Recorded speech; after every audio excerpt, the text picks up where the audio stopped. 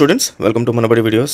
Telangana intermediate results ఎప్పుడు వస్తాయి, వాటిని చూడాలంటే ప్రాసెస్ ఏంటి, ఇన్ కేస్ మార్క్స్ తక్కువ వస్తే ఇంప్రూవ్మెంట్ అండ్ బెటర్మెంట్ ఎలా రాయాలి అని పూర్తిగా ఈ వీడియోలో చెప్పడం జరుగుతుంది. ముందుగా ఇంటర్మీడియట్ రిజల్ట్స్ మీకు మనబడి అనే వెబ్సైట్లో వస్తుంది.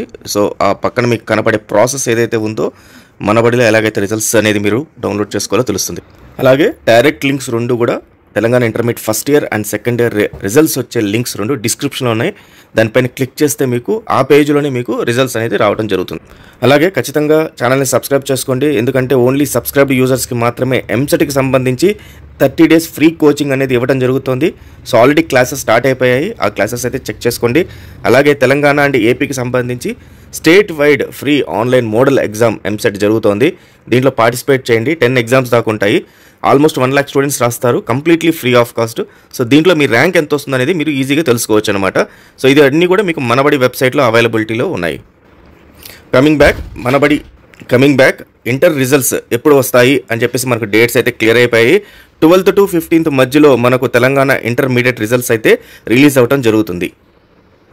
సో రిజల్ట్స్ని మనబడి వెబ్సైట్లో అయితే మీకు అందుబాటులో ఉంటాయి. అదే రోజు మీకు సప్లిమెంటరీ యాజ్ వెల్ యాజ్ బెటర్మెంట్కి రిలేటెడ్ నోటిఫికేషన్ కూడా రిలీజ్ అవుతుంది. సో దీనికి నామినల్ ఫీజు అనేది ఉంటుంది, పర్ సబ్జెక్ట్కి ఇంత ఫీజు అని ఉంటుంది. దీని ద్వారా మీరు సప్లిమెంటరీ లేదా బెటర్మెంట్ రాసుకోవచ్చు, లేదా రీవాల్యుయేషన్ అనేది పెట్టుకోవచ్చు, లేదా రీవెరిఫికేషన్ అనేది పెట్టుకోవచ్చు. సో రీవాల్యుయేషన్కి రీవెరిఫికేషన్కి డిఫరెన్స్ ఏంటంటే, ఇన్ కేస్ మీరు ఎగ్జామ్ అనేది బాగా రాసి బట్ స్టిల్ మీకు మార్క్స్ అనేది తక్కువ వస్తే మీరు ఈ రీవాల్యుయేషన్ అండ్ రీవెరిఫికేషన్ సబ్మిట్ చేయొచ్చు. సో రీవాల్యుయేషన్ అంటే మీ ఎగ్జామినేషన్ పేపర్ని మళ్ళీ ఇంకొకసారి వాల్యుయేషన్ అనేది జరగటం అనమాట.